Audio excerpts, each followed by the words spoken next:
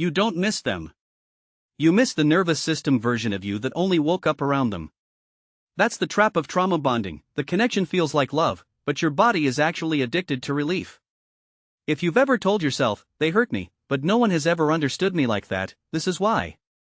By the end of this, you'll be able to spot the exact mechanism that keeps you attached, how it gets reinforced by modern social dynamics, and the practical rewiring steps that make detaching feel possible instead of like withdrawal. Because trauma bonding isn't being weak. It's your brain doing what it was trained to do. Here's the uncomfortable truth: your attachment system learns fastest under uncertainty. Psychologist B.A.F. Skinner showed that variable rewards create the strongest habits. It's the same reason slot machines work. You don't keep pulling the lever because you win every time. You keep pulling because you might win the next time. In relationships, that lever is attention. When someone gives you warmth, then suddenly goes cold, your brain starts chasing the return of the warmth. You don't bond to the person's consistency. You bond to the contrast. That contrast creates a pattern called intermittent reinforcement, unpredictable moments of care sprinkled into a baseline of neglect, criticism, or chaos. And your nervous system reads that unpredictability as urgency. It's not romantic intensity. It's dysregulation. But that's not the scary part. The scary part is what it does to your identity. Under intermittent reinforcement, you stop asking, is this good for me? And you start asking, what do I need to do to get back to the good version of them?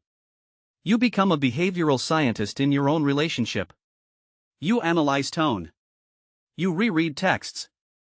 You memorize patterns. You walk on emotional eggshells.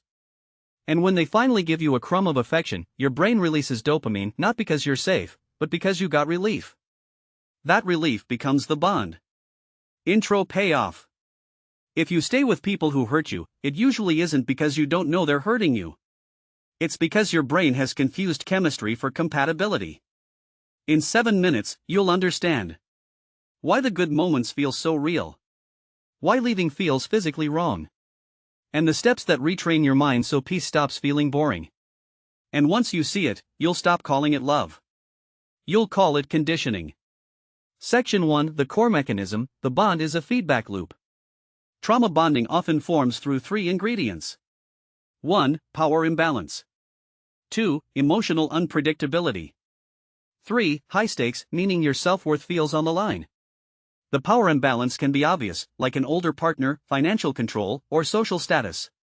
Or it can be subtle: they're the one who decides when the relationship is good again. Then comes unpredictability. Warmth, then punishment. Affection, then withdrawal. Promises, then silence. This unpredictability keeps your threat system activated. In neuroscience terms, your amygdala becomes hypervigilant, scanning for cues.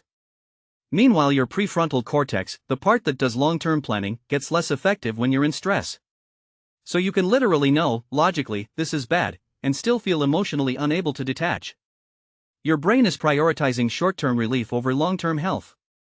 Here's a stat that should reset your attention. Research on intimate partner violence has repeatedly found that leaving is often the most dangerous moment, which is one reason victims can feel trapped even when they want to go.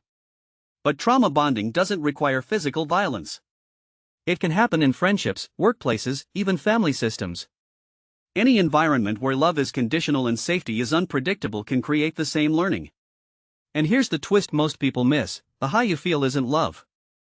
It's the nervous system switching from fight or flight into temporary calm. That drop in stress feels like intimacy. Now let's make it personal. If you grew up with inconsistent caregiving, a parent who was loving one day and emotionally absent the next, your brain learned that closeness is earned through performance. So as an adult, inconsistency feels familiar. And familiarity is not the same thing as healthy. Psychologist Daniel Kahneman described how our minds prefer cognitive ease. We trust what feels familiar because it requires less mental effort. That can make a chaotic relationship feel right simply because your brain recognizes the pattern. But that's not the scary part. The scary part is what happens when your self-worth becomes linked to winning their approval. At that point, leaving doesn't feel like losing a relationship. It feels like losing a mission. Section 2: How it's used against you, and how modern life supercharges it. People who create trauma bonds don't always do it consciously. Some are emotionally immature. Some are avoidant. Some are manipulative. But the pattern is the same: control through unpredictability. And modern systems copy this perfectly. Social media algorithms run on intermittent reinforcement. Most of the time, you scroll and feel nothing. Then suddenly, a post hits you, a message arrives, a notification spikes your dopamine. Your brain learns to chase the next hit. Now put that same pattern inside a relationship. If someone knows you crave reassurance, they can withhold it. If they sense you fear abandonment, they can threaten distance. And because humans are wired for belonging, social rejection activates the same brain regions as physical pain. So you chase.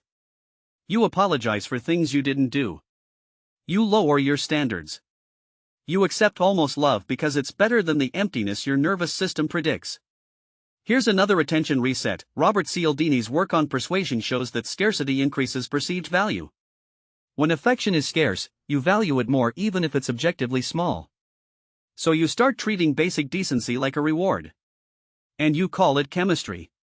But that's not the scary part. The scary part is how trauma bonding isolates you. Because when you're bonded, you protect the bond. You hide the bad moments. You explain away the red flags. You stop reaching out to friends who might challenge it. Not because you're naive, but because your brain thinks the relationship is survival. Section 3: How to rewire it, make peace feel like home. Breaking a trauma bond is less like a breakup and more like detox. So treat it that way. Here are 3 steps that actually retrain your nervous system. 1. Name the loop out loud. When you feel the urge to go back, don't debate it like a philosopher. Label it like a scientist. Say, this is intermittent reinforcement. That simple label recruits your prefrontal cortex, the part of you that can observe instead of react. You're not arguing with feelings. You're identifying a mechanism. 2. Remove the slot machine. You cannot heal from intermittent reinforcement while you keep checking the lever. If you're still watching their stories, still reading old messages, still just seeing if they text, you're keeping the reward schedule alive. Set hard boundaries that reduce randomness. No checking. No late night contact. No one last conversation. Because every unpredictable hit restarts the bond. 3. Replace the relief with regulation.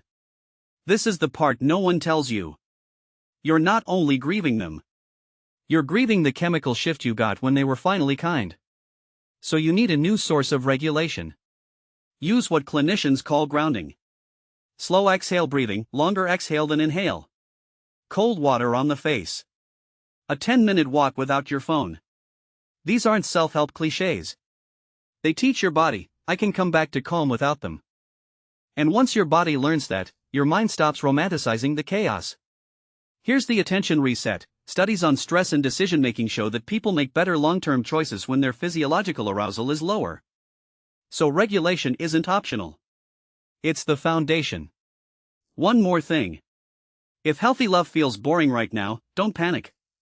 Your brain has been trained to associate anxiety with connection. So peace can feel empty at first. That emptiness isn't a sign you chose wrong.